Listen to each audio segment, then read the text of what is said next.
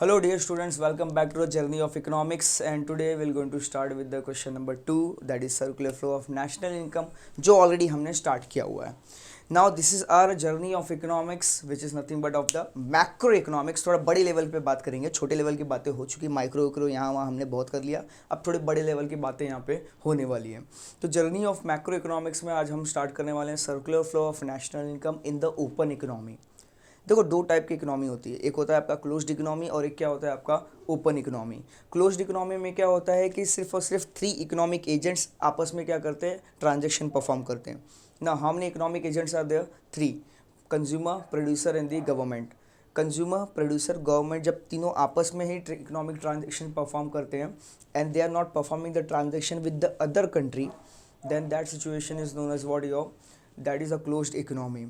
जब किसी other country से वो ट्रांजेक्शन परफॉर्म करते हैं तब वो हो जाता है आपका ओपन इकोनॉमी. तो ज़रा ध्यान देना और समझने की कोशिश करना यहाँ पे कि the question number 2 which will going to start analysing the circular flow of income and expenditure in the open economy. हमें ये सॉल्व करना है. तो ज़रा ध्यान देना, simple. Every economy has a foreign economic relationship involving the export and import of the goods and services, foreign investment, lendings and the borrowings. देखो आज के दौर पे now if you going to see today 2023, the year 2023, every country is interconnected with each other. हर एक country दूसरे country के साथ क्या कर रही है, ट्रेड कर रही है. हर एक कंट्री दूसरे कंट्री के साथ क्या कर रही है, buying and selling of the activities perform है, buying and selling of goods and services, import करना, एक्सपोर्ट करना. हर एक कंट्री का दूसरे कंट्री के साथ क्या हो रहा है, इकोनॉमिक ट्रांजेक्शन्स हो रहे हैं. अब ये जो एक कंट्री का दूसरे कंट्री के साथ इकोनॉमिक ट्रांजेक्शन हो रहा है, ये ट्रांजेक्शन को हम बोलते हैं open economy. When one country is performing the transaction और the trade with the other country, then वो हो जाता है आपके ओपन इकोनॉमी में. तो ओपन इकोनॉमी में क्या होता है कि इंटरनेशनल ट्रेड होता है, इंटरनेशनल ट्रांजेक्शन्स होते हैं, इंपोर्ट और एक्सपोर्ट एक्टिविटीज़ क्या होती हैं यहाँ पे कंडक्ट होती हैं. तो यहाँ पे this activities brings in the fourth sector wherein we can express the all the activities in the flow of form of inflow and outflow of the money. Cash inflow and cash outflow.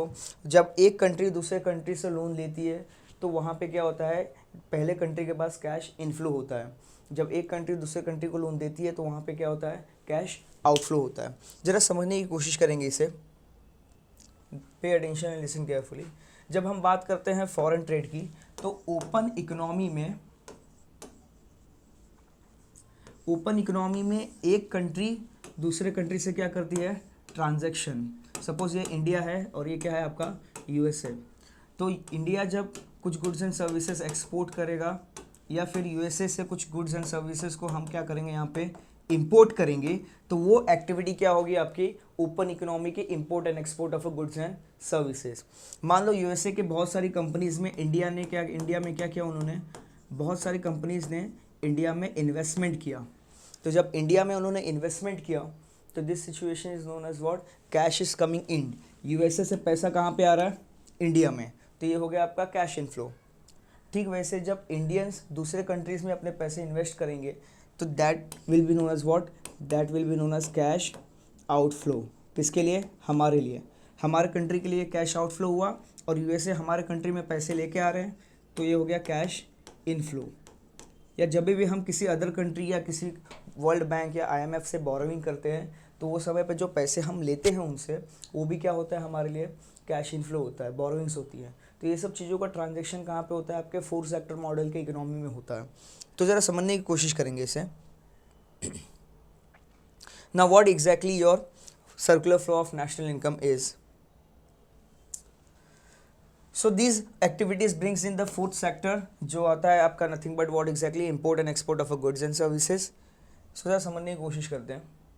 Now export of the goods and the services as well as the foreign investment and borrowings results in the inflow of a money. जैसे foreign investment होते हैं या फिर borrowings हैं, आपकी export of goods and services है, ये सब चीज़ें क्या होती है, ये सब चीज़ों की वजह से हमारे देश में पैसे आते हैं.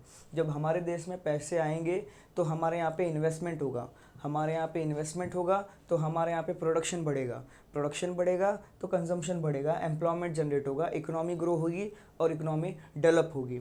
तो इकोनॉमिक ग्रोथ के लिए और इकोनॉमिक डेवलपमेंट के लिए यहाँ पे पैसों की ज़रूरत पड़ती है, कैपिटल की ज़रूरत पड़ती है, और वो कैपिटल कहाँ से आ रहा है, यहाँ पे फॉरेनर्स से आ रहा है। So if there is a cash inflow it is good for the economy. All the above activities are grouped under the foreign sector. Now all the economies are grouped under what? Foreign sector. That is the fourth sector which is added to the existing three sectors. तो इसके पहले हमने क्या देखा है? इसके पहले हमने देखा हुआ है आपका, अच्छा हम बात करते हैं when we don't talk about the next one. नहीं, इसके पहले क्या देखा है हमने? इसके पहले हमने देखा है कि एक होता है आपका टू सेक्टर मॉडल, एक होता है आपका टू सेक्टर मॉडल। अब टू सेक्टर मॉडल में क्या होता है आपका क्लास, एक होता है थ्री सेक्टर मॉडल और एक होता है आपका फोर सेक्टर मॉडल। ना तीनों चीज़ें हमने देखी हुई हैं class. Two sector model is nothing but C plus I, three sector में आता है सी प्लस आई प्लस जी, और फोर सेक्टर में आता है C plus I plus G plus X minus M. ये क्या हो गया आपका फोर सेक्टर मॉडल, जहां पे सी का मतलब कंज्यूमर, आई का मतलब इन्वेस्टमेंट, कंज्यूमर इन्वेस्टमेंट और government, and consumer investment government, और तीनों मिलके क्या परफॉर्म करते हैं, इंटरनेशनल ट्रेड। तो इंटरनेशनल ट्रेड को भी, फॉरेन ट्रेड को भी यहाँ पे क्या किया गया, कंसिडर किया गया है। तो यहाँ पे स्पेसिफिकली अगर हम देखें when we will going to talk about the open economy, तो what is given over here, जरा समझने की कोशिश करते हैं इसे कि four sector economy is an open economy where it deals with the rest of the world. For the sake of the simplicity we assumes that only the household and the business firm deals with the rest of the world. हमने क्या करना है, हमें सिर्फ assume करो कि सिर्फ house hold और बिजनेस फर्म क्या करते हैं, दूसरी countries rest of the world से ट्रांजेक्शन करते हैं। Both the sectors have exported and imports and the house hold export labour services and receives the remittance.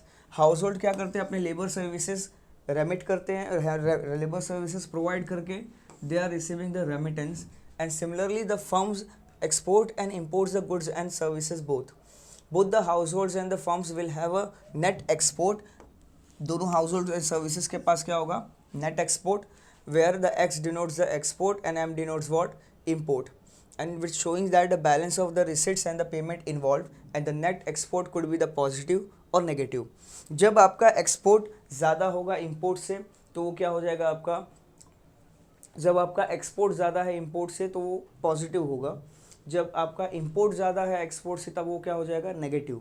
तो नेट एक्सपोर्ट का मतलब होता है, मान लो हमने एक्सपोर्ट किया कितने का, 100 रुपीज़ का, 100 रुपीज़ के गुड्स एंड सर्विसेज हमने क्या किए यहाँ पे एक्सपोर्ट किए हुए हैं क्लास। 100 रुपीज़ के गुड्स एंड सर्विसेज हमने एक्सपोर्ट किए और 150 रुपीज़ के गुड्स एंड सर्विसेज हमने इंपोर्ट किए। 100 रुपये का एक्सपोर्ट किया और 150 रुपये का क्या हुआ यहाँ पे इंपोर्ट हुआ। तो 100 इज़ लेस देन 150, मतलब यहाँ पे इंपोर्ट हमारा ज़्यादा है, तो उस सिचुएशन में हमारा नेट एक्सपोर्ट क्या हो जाएगा आपका, नेगेटिव। हमारा नेट एक्सपोर्ट क्या हो जाएगा, negative. Why it will be negative, negative क्यों होगा, क्योंकि हमारा इंपोर्ट ज़्यादा है as compare to what, export. In the similar manner जब आपका एक्सपोर्ट ज़्यादा हो जाता है इंपोर्ट से तो वहाँ पे आपका नेट एक्सपोर्ट क्या हो जाता है, पॉजिटिव।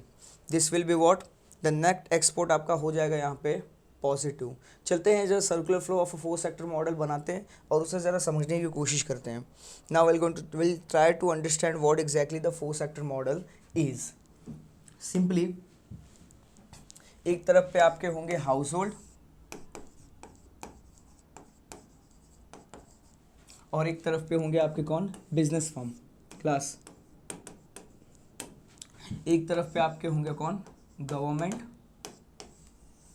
और एक तरफ पे आपके foreign countries, that is nothing but foreign trade. अब ज़रा समझने की कोशिश करना क्या है ये, व्हाट एग्जैक्टली। देखो दो सेक्टर मॉडल में रिलेशनशिप किसका, in the two sector model the transactions will going to take place in between the households and the business firm. Transaction two sector model में हाउस होल्ड और business firm के बीच में जो transactions होते हैं वो हमने टू सेक्टर मॉडल में कवर अप किए हुए हैं। फिर इसके बाद हाउस होल्ड्स और द गवर्नमेंट के बीच में भी क्या होते हैं यहाँ पे ट्रांजेक्शन, और बिजनेस फर्म और गवर्नमेंट के बीच में भी क्या होते हैं ट्रांजैक्शन, तो वो सब एक्टिविटीज़ को भी हमने 3 सेक्टर मॉडल में कवरअप किया हुआ है कि गवर्नमेंट यहाँ पे टैक्स चार्ज करेगी, गवर्नमेंट यहाँ पे टैक्स चार्ज करेगी और गवर्नमेंट यहाँ पे सब्सिडीज़ देगी। ठीक वैसे ही गवर्नमेंट यहाँ पे टैक्स चार्ज करेगी और गवर्नमेंट क्या देगी, यहाँ पे सब्सिडी देगी। और इनके बीच में क्या होता है, इन्होंने factors of production, house hold ने अपने फैक्टर्स ऑफ प्रोडक्शन ट्रांसफ़र किए और बिजनेस फर्म ने फैक्टर की इनकम को पेमेंट किया। फिर हाउस होल्ड ने क्या किया, वही पेमेंट यूज़ किया गुड्स एंड सर्विसेज को परचेज करने के लिए, that is a consumption expenditure. और बिजनेस फर्म ने क्या ट्रांसफ़र किया, बिजनेस फर्म ने सप्लाई किया गुड्स एंड सर्विसेज। तो ये सब चीज़ें हमने 2 सेक्टर 3 सेक्टर मॉडल में ऑलरेडी हमने कवरअप की हुई है। अब बात आती है कहाँ पे, आपकी इंपोर्ट और एक्सपोर्ट की। तो यहाँ पे जो बिजनेस फर्म है जब फॉरेन ट्रेड करते हैं, बहुत सारे हमारे इंडियन कंपनी है जो इंपोर्ट एंड एक्सपोर्ट के एक्टिविटीज़ में इन्वॉल्व है। जैसे हमने बहुत सारे गुड्स एंड सर्विसेज हमारे बाहर गाँव भी एक्सपोर्ट होते हैं, फॉरेन कंट्रीज़ में भी एक्सपोर्ट होते हैं। जैसे we are the exporter of the net crude oil petroleum product के हम क्या है, एक्सपोर्टर है। कॉटन हमारे यहाँ से एक्सपोर्ट होता है, केमिकल्स हमारे यहाँ से एक्सपोर्ट होती हैं, फार्मास्यूटिकल ड्रग्स हमारे यहाँ से एक्सपोर्ट होते हैं, वीट एक्सपोर्ट होता है, राइस एक्सपोर्ट होते हैं, मिल्क एक्सपोर्ट होता है। सो बहुत सारी चीज़ें क्या होती है यहाँ से एक्सपोर्ट होती है, बहुत सारी चीज़ें हम इंपोर्ट भी करते हैं। तो ये जो इंपोर्ट एक्सपोर्ट एक्टिविटी जो बिजनेस फर्म परफॉर्म करते हैं उसमें दिस इज वॉट, या तो वो क्या करेंगे, they will going to do the export और या क्या करेंगे वो यहाँ पे इंपोर्ट। ठीक वैसे बिजनेस फर्म भी क्या करेंगे, कुछ चीज़ें वो इंपोर्ट एक्सपोर्ट करेंगे, the individual firms, individual house holds भी क्या करेंगे यहाँ पे एक्सपोर्ट, और कुछ चीज़ें यहाँ पे क्या करेंगे, ये दे विल गोना इम्पोर्टेड। तो जो इंपोर्ट एंड एक्सपोर्ट एक्टिविटी जो इंडिविजुअल और बिजनेस फर्म परफॉर्म करेंगे फॉरेन ट्रेड में, तो वो सिचुएशन में आपकी पूरी इकोनॉमी क्या हो जाएगी, ओपन इकोनॉमी। ओपन इकोनॉमी का मतलब हो गया जितने भी आपके इकोनॉमिक एजेंट है सबके सब क्या कर रहे हैं, यहाँ पे ट्रांजेक्शन्स परफॉर्म कर रहे हैं। All the players are performing the transaction, that is nothing but what exactly your the economy, that exactly the concept of what your 4 sector model, जहाँ पे चारों सेक्टर हैं, government, household, business firm और foreign trade. कभी कभी government भी क्या करती है, फॉरेन ट्रेड परफॉर्म करती है। Class now pay attention, the government is also involve in the foreign trade. The government will going to purchase the crude oil and the government will also going to sell the certain goods and services into the government into the market, into the international market, and the government will also going to perform the trade। तो जो भी कुछ ऐसी चीज़ें होती है जो government उस पर डील करती है कि हाँ हम गवर्नमेंट क्या करेंगे, एज अ गवर्नमेंट हम क्रूड ऑयल इंपोर्ट करने वाले हैं, एज अ गवर्नमेंट हम ये चीज़ें दूसरी कंट्री को एक्सपोर्ट करेंगे। तो जो मिनिस्टर्स जाते हैं, जो गवर्नमेंट के मिनिस्टर्स होते हैं, डिप्लोमेट्स होते हैं, वो सब भी क्या करते हैं, एक कंट्री से दूसरी कंट्री में जाके एक सर्टन एग्रीमेंट साइन करके वहाँ से कुछ चीज़ें इंपोर्ट कराते हैं और कुछ चीज़ें अपनी एक्सपोर्ट करने के लिए वहाँ पे छोड़ के चले जाते हैं। तो यहाँ पे वो सिचुएशन क्या होता है, कभी कभी गवर्नमेंट भी इंटरनेशनल ट्रेड परफॉर्म करती है। क्यों? क्योंकि बहुत सारी गवर्नमेंट कंपनी है, जैसे ONGC, HPCL, SAIL, BHEL, तो ये सब क्या है, कुछ गवर्नमेंट कंपनीज है जो इंटरनेशनल ट्रांजेक्शन्स में परफॉर्म करते हैं, इंपोर्ट और एक्सपोर्ट करते रहते हैं। तो जहाँ पे 4 सेक्टर मॉडल में government, household, business firm और फॉरेन ट्रेड सब क्या करते हैं, यहाँ पे ट्रांजेक्शन अपने परफॉर्म कर रहे हैं।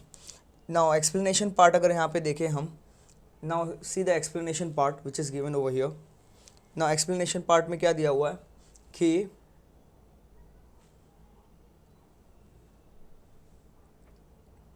in the figure it explains the 4 sector model, open economy model, where households form financial market, government and the foreign sectors have their activities. Now financial market एक और चीज़ हमने यहाँ पे इंक्लूड करनी है, that is nothing but the financial market।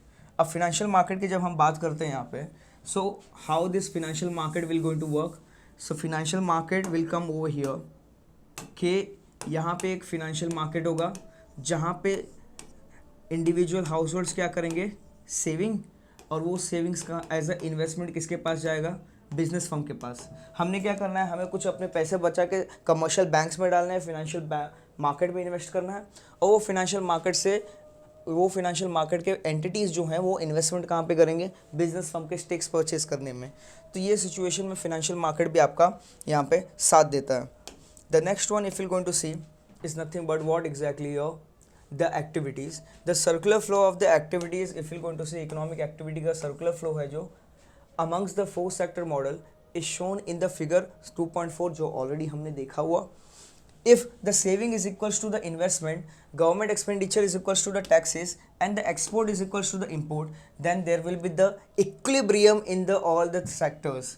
यहाँ पे क्या हो जाएगा, इक्विलिब्रियम हो जाएगा, मतलब जितना गवर्नमेंट एक्सपेंडिचर कर रही है उतना ही गवर्नमेंट इनकम जनरेट कर रही है, जितना हमने क्या किया यहाँ पे सेविंग किया उतना ही मार्केट में इन्वेस्टमेंट हो रहा है, और जितना हमने इंपोर्ट किया उतना हमारा एक्सपोर्ट हो। तो ये सिचुएशन में क्या होता है, the market will be there in the equilibrium position, जब ये तीनों कंडीशन यहाँ पे सेटिस्फाइड होते हैं। The in the economy with the government sector and the foreign sector, the fundamental identity in an open economy will be what, so this will be your equation. So ये आपका क्या हो गया यहाँ पे, इक्वेशन हो गया। The equation is nothing but y is equals to C plus I plus G plus N X. N X का मतलब क्या हुआ, एन एक्स का मतलब हुआ x माइनस एम, जहाँ पे c का मतलब होता है कंजम्पशन एक्सपेंडिचर, जो कौन करता है, गवर्नमेंट। i का मतलब होता है इन्वेस्टमेंट एक्सपेंडिचर, जो कौन करता है, प्रोड्यूसर। एंड g का मतलब होता है, that is nothing but what, investment expenditure, that is i, that is performed by the producer. G stands for what, government expenditure, जो कौन करता है, government. x minus m is nothing but respectively export minus import. So basically यहाँ पे in this situation the same situation is taking place where the G stands for what, the government expenditure on the purchase of a goods and services, and x is a net export, और काफ़ी चीज़ें यहाँ पे discuss की हुई हैं। तो over here, since the national income is either consumed or the saved or the paid as a taxes to the government, we have this thing, जो हमारी इनकम होगी या तो हम क्या करेंगे, कंजम्पशन करेंगे, या सेविंग करेंगे, या फिर क्या करेंगे, हम टैक्स का पेमेंट करेंगे। मान लो मेरी इनकम कितनी है, let's say my income is 10,000, ये मेरी इनकम है, जिसमें से 2,000 रुपये मैंने गवर्नमेंट को क्या दे दिया, टैक्स, बचे कितने अभी, 8,000 रुपये। तो 8,000 में से मैंने क्या किया, 8,000 रुपये में से मैंने 6,000 रुपये क्या किए, कंज्यूम किया, और बाकी 2,000 रुपये क्या किया, फ्यूचर के लिए मैंने सेव करके रखा हुआ है। तो पूरी इनकम आपके 3 पार्ट में डिवाइड है, कंजम्पशन, सेविंग और टैक्सेस। पहले हमने गवर्नमेंट को टैक्सेस देने हैं, फिर हमने थोड़ी बहुत कंज्यूम करनी है, बाकी की जो बची हुई है उसको क्या कर देना, सेव करना है। So in reality if you going to see, in reality however in an economy there are the numerous markets and the several leakages, and therefore it is almost impossible to have the simultaneous equilibrium in all the market. हर एक market में आपको equilibrium achieve करने मिलेगा, ये practically possible नहीं है। क्यों, क्योंकि यहाँ पे एक पर्टिकुलर कॉन्सेप्ट नहीं है, यहाँ पे बहुत सारे मल्टीपल कॉन्सेप्ट हैं, और यहाँ पे एक particular, suppose if I am taking an example of a consumption class, तो कंजम्पशन को अफेक्ट करने वाले बहुत सारे फैक्टर्स हैं जो आपके कंजम्पशन को अफेक्ट करते हैं। तो कंजम्पशन आपके बहुत सारी चीज़ों पे डिपेंड होती है, तो अगर उसमें से एक भी चीज़ें अगर ऊपर नीचे हो जाती है तो पूरा कंजम्पशन का पैटर्न आपका क्या हो जाता है, चेंज हो जाता है। तो इस सिचुएशन में बहुत सारे वेरिएबल्स हैं जिसको अफेक्ट करने वाले बहुत सारे अदर डिटरमिनेंट्स हैं, तो सबको पॉसिबल वे में कांस्टेंट रख के हमने इक्विलिब्रियम अचीव करना प्रैक्टिकल लाइफ में इम्पॉसिबल है। क्योंकि जब अगर आपने इनकम को कांस्टेंट किया, इनकम आपने सोचा कि कांस्टेंट होगा, चलो इनकम कांस्टेंट हो जाता है, कंजम्पशन आपका किस पे डिपेंड करता है, इनकम पे, तो कंजम्पशन आपके इनकम पर डिपेंड करता है, और इनकम आपने कांस्टेंट रख लिया, आपने सोचा हमारा कंजम्पशन भी क्या होगा, कांस्टेंट होगा। लेकिन जब गवर्नमेंट ने अपने टैक्सेस बढ़ा लिए तो ऑटोमेटिकली कंजम्पशन आपका क्या हो जाएगा, कांस्टेंट नहीं रहेगा, सेम नहीं रहेगा, कंजम्पशन भी क्या हो जाएगा, कम हो जाएगा। तो कहने की बात ये है कि एक इकोनॉमी में एक फैक्टर को अफेक्ट करने वाले बहुत सारे मल्टीपल फैक्टर्स हैं, और सभी फैक्टर्स को कंसिडर करना इम्पॉसिबल हो जाता है। इसीलिए बहुत प्रॉब्लम होती है कि इक्विलिब्रियम लेवल को अचीव करने में इकोनॉमी में, and that's why the economy कभी क्या होती है, कभी इकोनॉमी में स्टेबिलिटी आती है, कभी इंस्टेबिलिटी आती है। तो दोनों चीज़ों को क्या करना पड़ता है, यहाँ पे कंसिडर करना पड़ता है, और दोनों चीज़ों के अकॉर्डिंगली हमें क्या करना पड़ता है, मेंटेन करना है एक जगह पे, और एक जगह पे हमें डिसीजन मेकिंग करना है। तो this things are there. Now this disequilibrium in the different sectors are economy in the results in the economic fluctuation, जो कि इंस्टेबिलिटी होती है, जिसके कॉजिंग क्या है, जिसके कारण क्या हो सकते हैं, it will going to cause your inflation, deflation, unemployment, underemployment, and these are the generally the short term problems in the most developed economy, and are controlled through the appropriate fiscal and monetary policy to influence the aggregate demand. देखो, physical policy और monetary policy दो type की policy होती है जो हम use करते हैं, किसके लिए, पूरे मार्केट को इन्फ्लुएंस, पूरे मार्केट को कंट्रोल करने के लिए। मार्केट में जो चल रहा है उसे कंट्रोल करने के लिए हम एक फिजिकल और एक मॉनेटरी, दो पॉलिसीज़ का बहुत ज़्यादा यूज़ करते हैं। कि ये दोनों चीज़ों का यूज़ करके हम एग्रीगेट डिमांड को कंट्रोल करते हैं। जैसे ही डिमांड हमारा कंट्रोल में आता है वैसे उसी हिसाब से हमारा अप्रॉक्सीमेटली डिसीजन लेके हम पूरी इकोनॉमी को स्टेबल करते हैं। इकोनॉमी को स्टेबल करना मतलब होता है आपका इन्फ्लेशन, ना ही वहाँ पे इन्फ्लेशन होना चाहिए, ना ही वहाँ पे डिप्रेशन या रिसेशन होना चाहिए।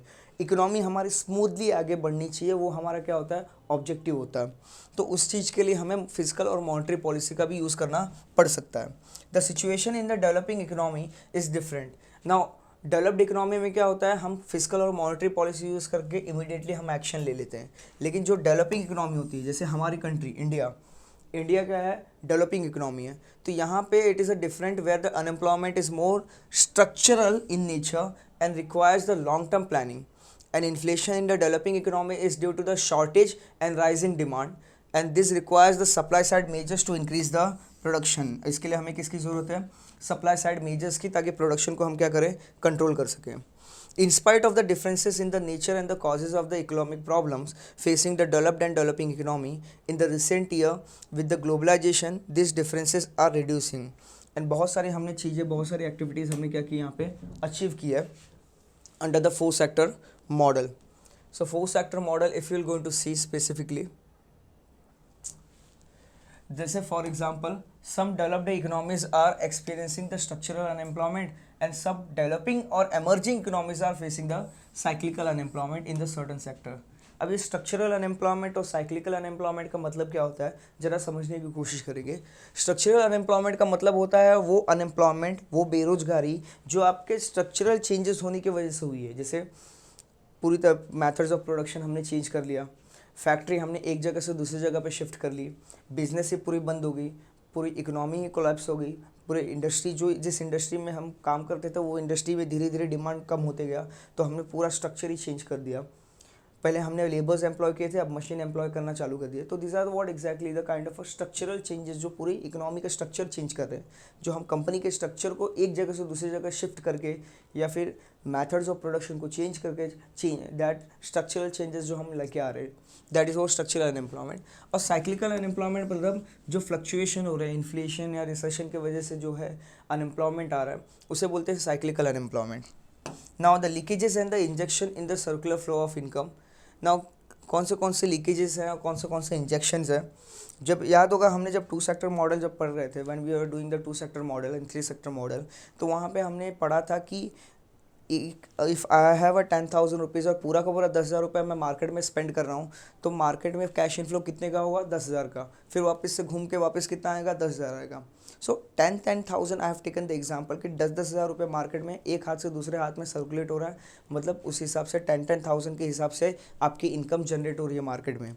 बट उसी में अगर किसी ने 10,000 रुपीज़ में से 2,000 अपने पास रख लिया और 8,000 रुपया मार्केट में सर्कुलेट किया, तो इकोनॉमी में जो मनी सप्लाई इंक्रीज हो, वेलोसिटी जो हो रही थी, इकोनॉमिक एक्टिविटी हो रही थी, वो 8,000 के मल्टीपल्स में क्या होगी, डिक्रीज हो जाएगी।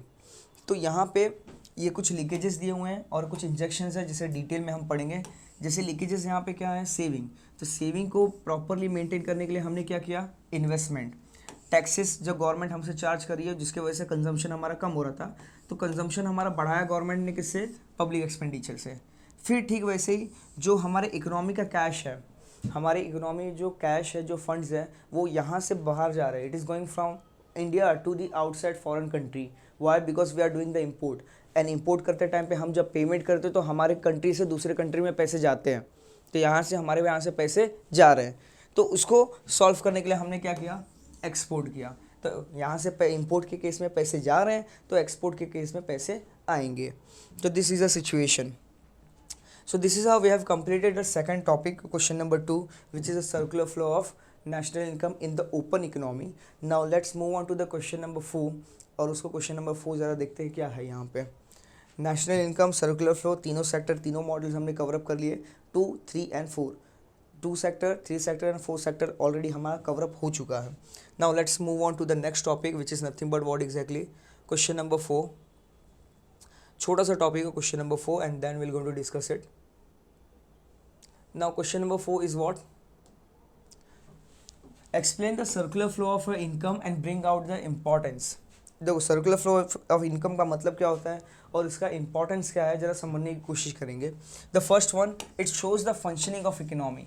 देखो circular flow of national income आपको क्या बताता है कि कैसे कंज्यूमर कंजम्पशन करता है, कैसे प्रोड्यूसर प्रोडक्शन करता है, और कंज्यूमर और प्रोड्यूसर के बीच में कैसे ट्रांजेक्शन्स होते हैं। जो ट्रांजेक्शन्स होते हैं buying and selling of goods and services का, जो ट्रांजेक्शन होता है रिसिट एंड पेमेंट का, कि सेलर पेमेंट कर रहा है फैक्टर्स ऑफ प्रोडक्शन के लिए और बायर पेमेंट कर रहा है किसके लिए, गुड्स एंड सर्विसेज के लिए। तो वो सब चीज़ों के लिए जो आपस में उन्होंने ये ट्रांजेक्शन्स परफॉर्म किए हैं उसको समझाता है क्या, आपका circular flow of national income. So circular flow of national income class gives a clear cut picture of the economy, और क्या इकोनॉमी में हो रहा है, कैसे इकोनॉमी में हो रहा है, कैसे इकोनॉमी फंक्शनिंग काम कर रहा है, और whether there is any disturbance in the smooth functioning of the economy. इसे हम समझ सकते हैं किससे, circular flow of national income से। फिर इसके बाद now the next one is what, it helps us to understand the problems related to the disequilibrium. देखो डिसइक्विलिब्रियम एक ऐसा सिचुएशन होता है जहाँ पे सेविंग आपका इन्वेस्टमेंट के इक्वल नहीं है, गवर्नमेंट एक्सपेंडिचर गवर्नमेंट टैक्सेस से और आपका इंपोर्ट और एक्सपोर्ट से, दोनों में इक्विलिब्रियम, तीनों में इक्विलिब्रियम यहाँ पे नहीं है। With the help of the circular flow of national income we can understand or we can study the problem of a disequilibrium and the effect of such a disequilibrium, and this can guide the governments to implement the appropriate policy measures। कहाँ पे यहाँ पे inflation है, कहीं recession है, demand आपके supply से equal नहीं है, या फिर एम्प्लॉयमेंट नहीं हो रहा है, तो बहुत सारे ऐसे प्रॉब्लम्स हैं जिसे सॉल्व करने के लिए हमें सबसे पहले शुरुआत किससे करनी पड़ेगी, circular flow of national income को समझने से। जब आप एक बार आपने circular flow of national income समझ लिया तो धीरे धीरे आप पूरी इकोनॉमी को समझना चालू कर देंगे। Then next one is what, it helps to find out the leakages in the circular flow.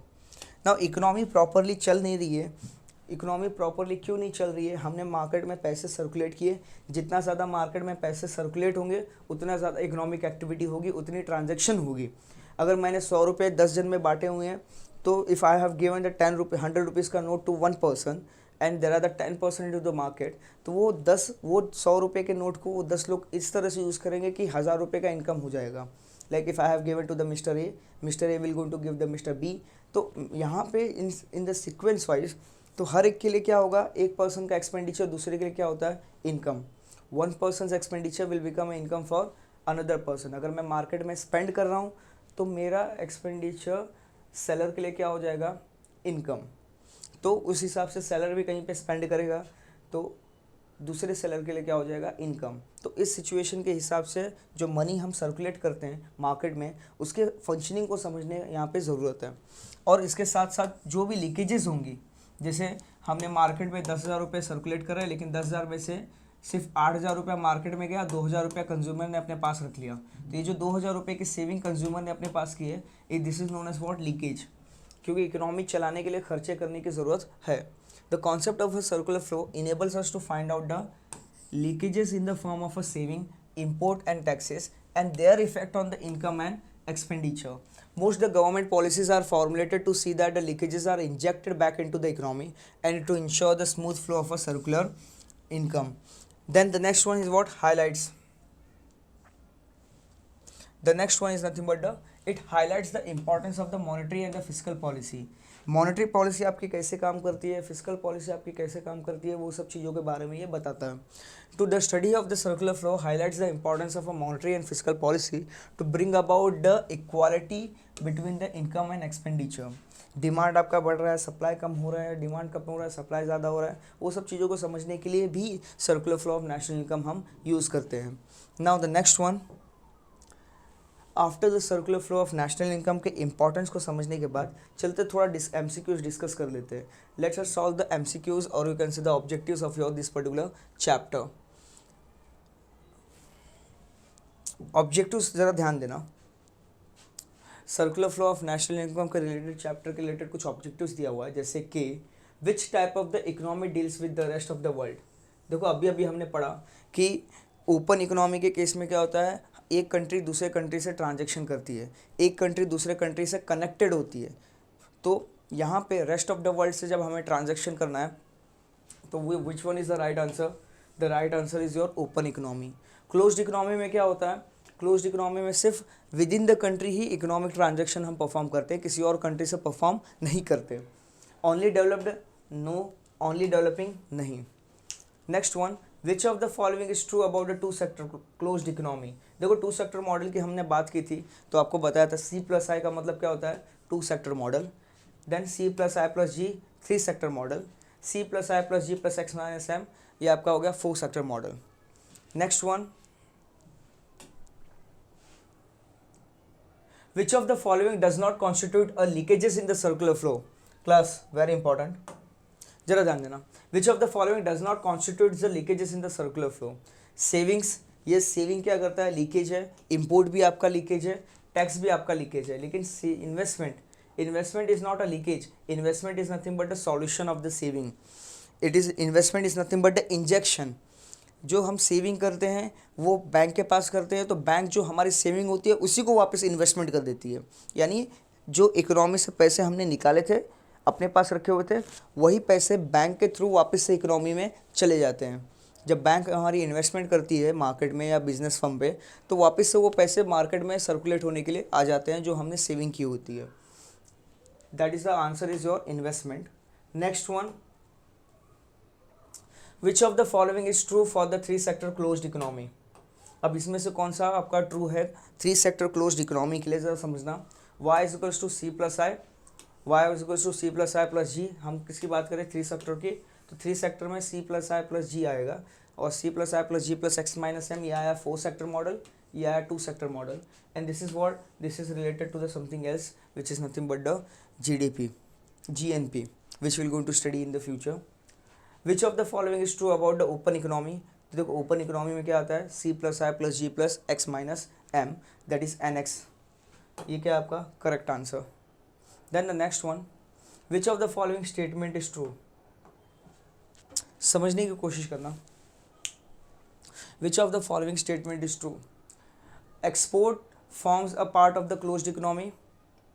नहीं, ये ट्रू नहीं है, क्योंकि क्लोज्ड इकोनॉमी नहीं, यहाँ पे ओपन इकोनॉमी आना चाहिए था। Second, savings are considered as injection. नहीं, सेविंग्स क्या होते हैं आपके, लीकेजेस होते हैं। इन्वेस्टमेंट क्या होता है आपका, इंजेक्शन होता है। Public expenditure is a leakages. नहीं, पब्लिक एक्सपेंडिचर लीकेज नहीं है, पब्लिक एक्सपेंडिचर आपका इंजेक्शन है, और टैक्सेस आपके क्या है, लीकेजेस है। Import reduces the circular flow of income. Yes, ये स्टेटमेंट आपका क्या है, ट्रू है। इम्पोर्ट आपका circular flow of national income को क्या करता है, यहाँ पे रिड्यूस करता है। Then the next one, question number 7, in the equation g minus t is equals to s minus I, the government budget will be the deficit when। Government की budget deficit कब होगी। देखो डेफिसिट का मतलब होता है जब आपका एक्सपेंडिचर ज़्यादा हो आपके इनकम से। क्लास, जब आपका एक्सपेंडिचर ज़्यादा हो, गवर्नमेंट के एक्सपेंडिचर ज़्यादा है गवर्नमेंट की इनकम से, तो ये सिचुएशन को बोला जाता है डेफिसिट। जब आपकी इनकम ज़्यादा हो एक्सपेंडिचर से, ये सिचुएशन को बोला जाता है सरप्लस। और जब गवर्नमेंट एक्सपेंडिचर और गवर्नमेंट इनकम दोनों इक्वल हैं, तो इसे बोला जाता है इक्विलिब्रियम। बात समझ में आ रही है। This is what situation is. तो आपका आंसर क्या है, राइट आंसर है आपका g is greater than t, that is nothing but what the case. Other things being equal, deficit in the governments budget causes what. अगर deficit है government के budget में, तो इससे होगा क्या, इंटरेस्ट रेट फॉल होगा, नहीं। No change in interest rate, नहीं। इंटरेस्ट रेट क्या होगा आपका, इंक्रीज होगा। एंड इक्वालिटी यहाँ पे नहीं होगी। नाउ इंटरेस्ट रेट क्या होगा आपका, इंक्रीज होगा जब यहाँ पे गवर्नमेंट बजट में डेफिसिट होगा। तो नाउ गवर्नमेंट बजट के डेफिसिट का मतलब क्या है, what do mean by the deficit in the government budget, कि गवर्नमेंट की एक्सपेंडिचर ज़्यादा हो गई है, मार्केट में पैसे ज़्यादा है, और जब मार्केट में पैसे ज़्यादा हो जाते हैं तो RBI रेट ऑफ इंटरेस्ट क्या कर देती है, बढ़ा देती है। तो इसका रिजल्ट क्या होगा, रिजल्ट ये होगा कि RBI रेट ऑफ इंटरेस्ट इसमें बढ़ा देगी for controlling the government deficit. Next one, the term crowding out refers to what. देखो क्राउडिंग आउट का मतलब क्या है, crowding out refers to the government borrowing increasing the private investment. नहीं, government borrowing reducing the private investment. यहाँ पे क्या होता है, जितने से आपका इन्वेस्टमेंट बड़ा होगा वो ऑटोमेटिकली कम हो जाएगा। जब आपका गवर्नमेंट एक्सपेंडिचर क्या हो जाएगा, इंक्रीज होगा। तो एक के बढ़ने से दूसरे का इम्पैक्ट क्या होता है, ऑटोमेटिकली एडजस्ट हो जाता है। That is a crowding out. Then which of the following statement is true. देखते हैं, समझने की कोशिश करते हैं। Which of the following statement is true. Unemployment in the developed economies is largely cyclical in nature. Unemployment in the developed economy is largely cyclical in nature, yes, अभी हमने देखा. Unemployment in the developing economy is largely cyclical in nature, नहीं. There will be always be the simultaneous equilibrium in all the markets in an economy, and the monetary and fiscal policy generally ineffective, no. These all are the incorrect answers. What is the correct answer is nothing but what exactly? Unemployment in developed economy is largely cyclical in nature. So basically this is how we have completed the objectives of the question number 2, question number 4, और हमने objectives ये chapters के ख़त्म किए. we have finished it off. So in the next lecture we're going to start with the new chapter. So what all of you will going to do, just revise the previous session, and उसके साथ साथ में जैसा मैंने आपको पहले भी बताया हुआ है कि हम माइक्रो नहीं, हम अब मैक्रो लेवल की बातें करते हैं. तो मैक्रो लेवल पे you should be able to understand, आपको अंडरस्टैंड करना पड़ेगा, समझने की कोशिश करनी पड़ेगी कि वो वाला इकोनॉमी अब नहीं रहा. अब ये इकोनॉमिक्स थोड़ा अपग्रेडेड हो गया, थोड़ा बड़ा हो चुका है. तो इसे हमें इंटरनेशनल और नेशनल लेवल की चीज़ों पे भी ध्यान देते हुए समझने की कोशिश करनी पड़ेगी. तो आपको थोड़ा अपना जो थिंकिंग कैपेसिटी है, जो थोड़ा आपका परसेप्शन है, तो सोच को थोड़ा बड़ा करना पड़ेगा, और थोड़े नेशनल और इंटरनेशनल लेवल की चीज़ें भी अपने दिमाग में आपको रखनी पड़ेंगी, जिससे हमारा डिस्कशन काफ़ी अच्छा हो सकता है, जिससे हम क्या कर सकते हैं, we can come up with the new things, और we can discuss the new things related to your economy. So what all of you will going to do, you will going to just revise the previous session and go through with the readings and articles and the current affairs. We're going to continue in the next lecture.